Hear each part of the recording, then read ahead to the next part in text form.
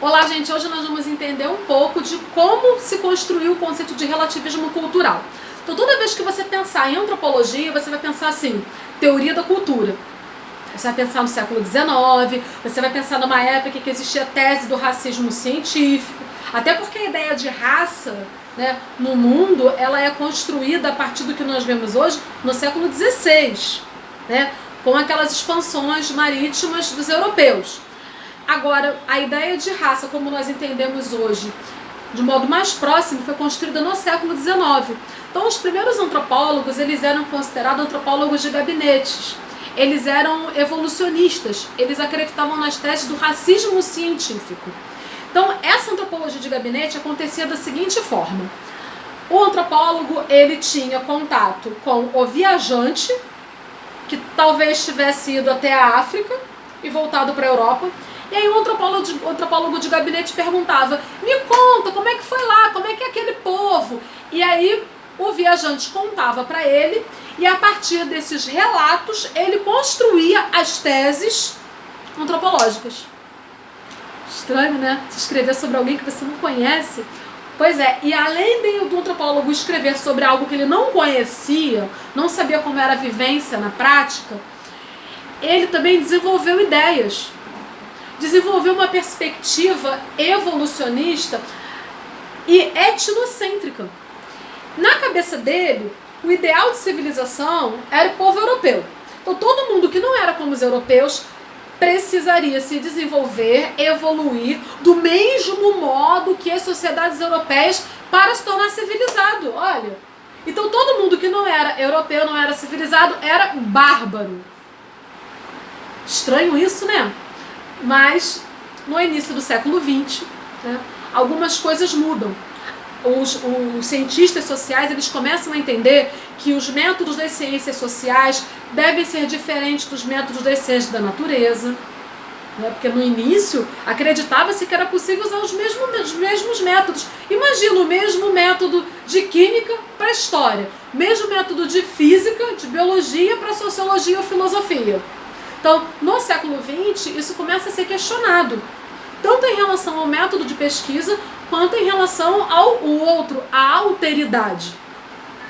E é interessante a gente falar sobre isso, porque vai surgir um antropólogo bem legal, chamado Franz Boas. Franz Boas, ele vai separar natureza de cultura. Ele vai falar, olha, nada de manter cultura junto com natureza. Nós não podemos sair naturalizando todas as coisas. Por exemplo, comportamentos de homens e mulheres. Não podemos sair naturalizando tudo, falando que é tudo parte da natureza. Não podemos usar as diferenças biológicas como pretextos para organizarmos a sociedade de modo desigual, hierárquico, dizendo que eu sou civilizado e o outro é bárbaro, inferior. Então o Franz Boas, ele lança as bases da antropologia moderna. Quando ele vira e fala assim, olha, vamos separar a natureza de cultura. Se nós queremos entender diferentes culturas, queremos até comparar, beleza, mas não podemos estabelecer uma relação de hierarquia, onde eu sou superior ao outro. Porque culturas nada mais são do que sistemas de classificações coletivas, o modo como os grupos, como as pessoas veem o mundo. Então, o bacana é que a gente entenda que as culturas, elas não devem ser estudadas e organizadas e compreendidas considerando que uma seja superior à outra, mas pelo contrário, considerando que todas possuem a mesma importância dentro do seu universo de significados. Vou dar um exemplo que está acontecendo no Brasil hoje, né? O que nós devemos fazer é valorizar e preservar as culturas autóctones, nativas, ou seja, indígenas no Brasil, ou devemos mudar aquelas culturas para que eles fiquem civilizados como nós? Aí vem uma outra questão. Ah, então índio não pode usar iPhone, índio não pode usar roupa, porque deixa de ser índio. Deixa. Nós, quando consumimos produtos de outros países, deixamos de ser brasileiros? Entende como a gente precisa respeitar as especificidades do outro e entendermos as mudanças que acontecem nas culturas, preservando as suas identidades?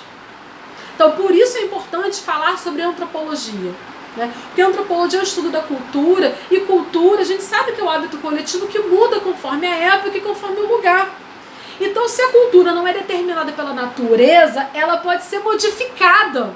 E se ela pode ser modificada, ela pode ser modificada para aumentar, né, o bem comum. O que seria aumentar o bem comum? Seria aumentar a capacidade do ser humano de lidar com as diferenças. Aumentar a capacidade do ser humano, aperfeiçoar a capacidade do ser humano em lidar com a diversidade.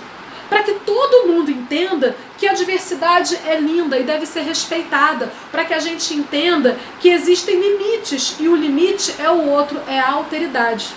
Então, espero que vocês tenham entendido o conceito de relativismo cultural.